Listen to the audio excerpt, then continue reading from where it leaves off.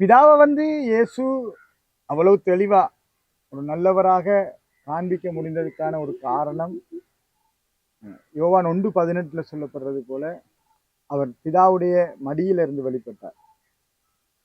பொதுமொழிபெயர்ப்பு வேதாகமம் சொல்லுகிறது அவர் பிதாவுடைய நெஞ்சுக்கு நெருக்கமாயிருந்து வெளிப்பட்டார்.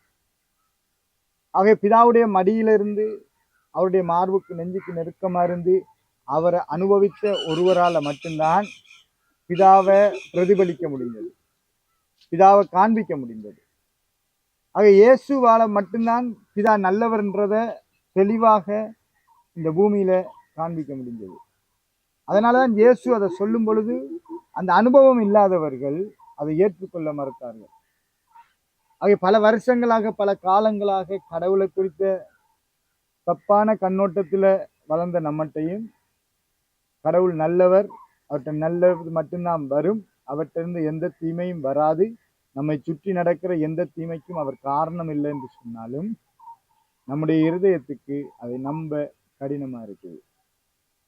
ஆனா இயேசு காண்பித்ததை போல அந்த அன்புல இருந்து நாம பிதாவை பார்க்க தொடங்கும் போது பிதா நல்லவர் என்கிறத நாம நம்ப தொடங்குவோம். ஆதாம் செய்த அந்த பாவத்திலிருந்து, அந்த பாவத்துடைய வேர்ல இருந்து, அந்த பாவத்தின் மனநிலையிலிருந்து நாம் விடுவிக்கப்பட்டு பிதாவை இன்னும் அறிய